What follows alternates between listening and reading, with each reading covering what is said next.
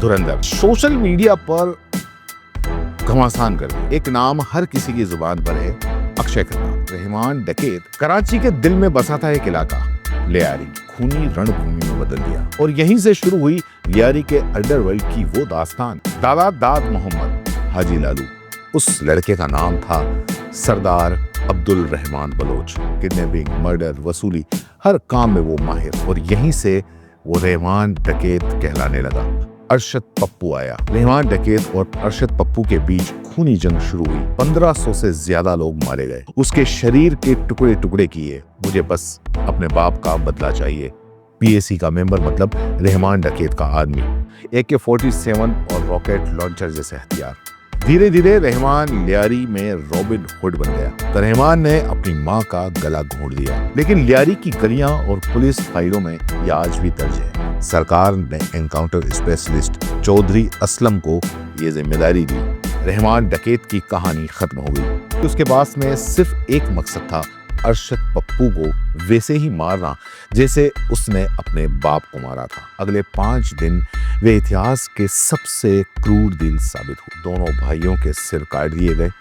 बिना सिर की लाशों को गधा गाड़ी में रखकर पूरे लियारी में घुमाया गया। तो पूरे पाकिस्तान के अंदर सनसनी फैल गई। बाद में सरकार ने तय किया कि बस अब बहुत हो गया। पिछले शुक्रवार सिनेमाघरों में एक फिल्म आई, धुरंधर। बॉक्स ऑफिस पर तो इसने खास कमाल दिखाया ही है, लेकिन सोशल मीडिया पर घमासान कर दिया। क्योंकि सोशल मीडिया पर एक नाम हर किसी की जुबान पर है, अक्षय खन्ना। रणवीर सिंह की इस फिल्म में अक्षय खन्ना ने एक ऐसे किरदार को जीवंत किया जिसने दर्शकों को अपनी कुर्सी से चिपकाए रखा। और वो किरदार था रहमान डकैत का। लेकिन सवाल ये भी है कि क्या रहमान डकैत सिर्फ एक काल्पनिक पात्र है, या फिर ये नाम किसी ऐसी हकीकत से जुड़ा है जो पाकिस्तान के अंधेरे इतिहास के अंदर दर्ज है। आज हम आपको ले चलते हैं असली रहमान डकैत की दुनिया में, जिसकी कहानी फिल्मों से भी ज्यादा रोंगटे खड़े कर देने वाली है। कराची के दिल में बसा था एक इलाका, लियारी। रंग बिरंगे घरों वाली ये जगह कभी मदर ऑफ कराची कहलाती थी। यहाँ बलोच,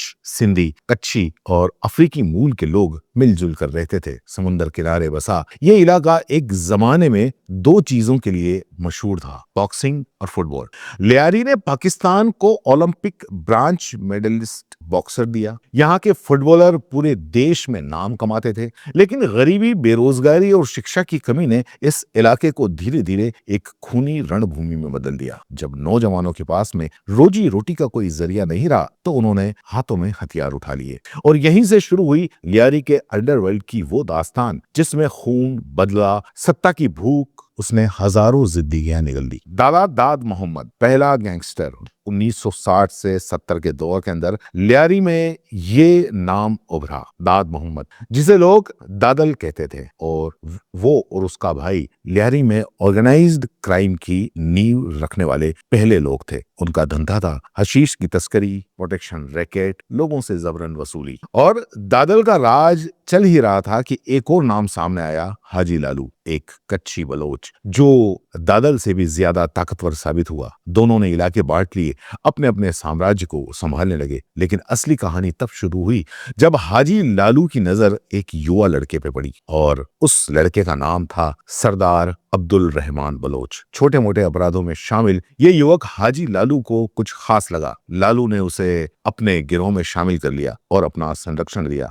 रहमान की पूरी फैमिली ही दरअसल क्राइम की दुनिया के अंदर थी। उसका बाप ड्रग्स के धंधे के अंदर था, उसका चाचा और भाई अपराध में शामिल थे। हाजी लालू के साये में रहमान तेजी से उभरा। किडनैपिंग, मर्डर, वसूली, हर काम में वो माहिर होता गया। लेकिन 1990 के दशक में एक घटना ने सब कुछ बदल दिया और खूनी जंग भी तभी से शुरू हुई। 1990 के दशक में एक बड़ी किडनैपिंग केस में भारी रैंसम मिली। लेकिन हाजी लालू को शक हुआ कि रहमान ने उस पैसे में से कुछ हिस्सा गबन कर लिया है। गुरु और शागिर्द के बीच में दरार आ गई। रहमान ने हाजी लालू का गिरोह छोड़ दिया और अपना खुद का गैंग बना लिया। और यहीं से वो रहमान डकैत कहलाने लगा। कुछ समय बाद हाजी लालू की मौत हो गई और उसकी जगह उसका बेटा अरशद पप्पू आया। अरशद अपने बाप से भी ज्यादा खतरनाक था। वो अपने दुश्मनों को सबसे भयानक तरीके से मारता था। 2003 में रहमान डकैत और अरशद पप्पू के बीच खूनी जंग शुरू हुई। इस गैंग वॉर में करीब 1500 से ज्यादा लोग मारे गए। लियारी के स्कूल महीनों बंद रहे थे, लोग घरों से निकलने से डरते थे और इसी दौरान पप्पू ने एक ट्रांसपोर्टर फैज मोहम्मद बलोच को किडनैप किया। रैंसम लेने के बाद में पप्पू ने उसे इतनी बेरहमी से मारा कि लियारी के इतिहास में ऐसी क्रूरता कभी नहीं देखी गई थी।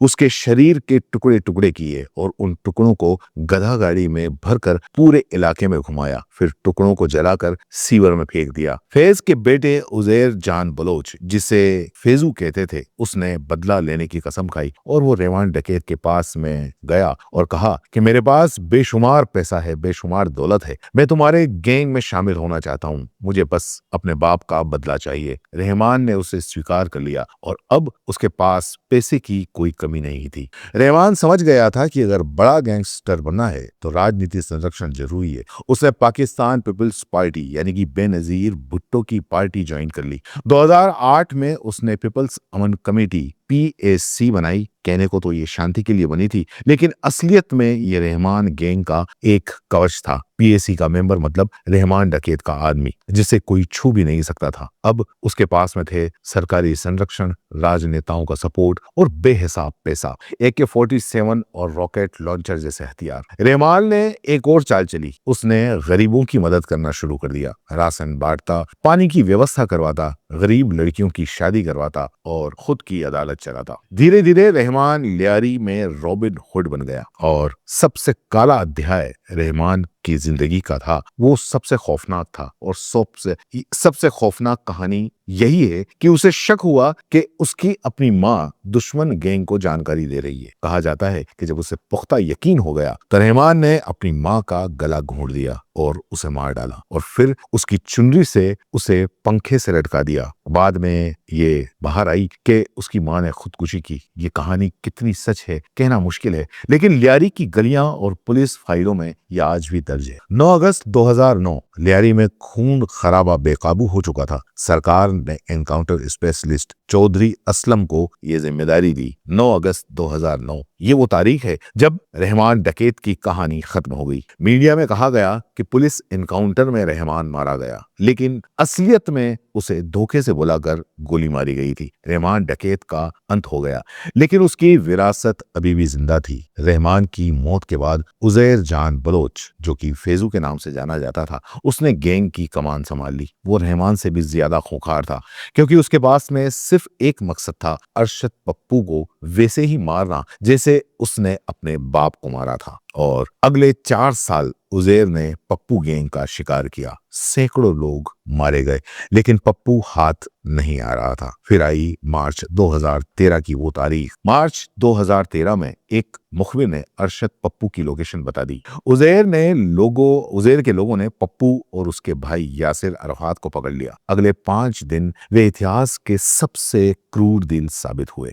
5 दिन तक लगातार टॉर्चर। दोनों भाइयों के सिर काट दिए गए। बिना सिर की लाशों को गधा गाड़ी में रखकर पूरे लियारी में घुमाया गया। लाशों के टुकड़े टुकड़े किए गए और जलाए गए और आखिर में उसको सीवर में फेंक दिया। कुछ लोगों ने ये जो सीन था उसको वीडियो में कैद कर लिया। जब ये वीडियो मीडिया में आया तो पूरे पाकिस्तान के अंदर सनसनी फैल गई। अरशद पप्पू की मौत के बाद में सरकार ने तय किया कि बस अब बहुत हो गया। स्पेशल टास्क फोर्स बनाई गई और रेंजर्स को लियारी साफ करने के आदेश दिए। उजैर कराची छोड़कर भाग गया, ओमान और दूसरे देशों में छिपता रहा, लेकिन 2016 में वो वापस पाकिस्तान आया और रेंजर्स ने उसे गिरफ्तार कर लिया। मिलिट्री कोर्ट ने उसे सजा सुनाई। आज भी उजैर पाकिस्तान की जेल के अंदर बंद है। बाकी गैंगस्टर भी एक एक करके खत्म हो गए। बाबा लाडला, जो कि 2017 में शूटआउट में मारा गया, गफ्फार जिक्री 2018 में एनकाउंटर में मारा गया, और 60 के दशक से शुरू हुई लियारी की ये खूनी दास्तान आखिरकार 2018 में खत्म हुई। कहते हैं कि इस गैंग वॉर में 2000 से ज्यादा लोग मारे गए, लेकिन आज लियारी बदल रहा है। सबसे बड़ी बात यह है कि लियारी जो हमेशा पाकिस्तान पीपल्स पार्टी का कर रहा है, अब बदल गया।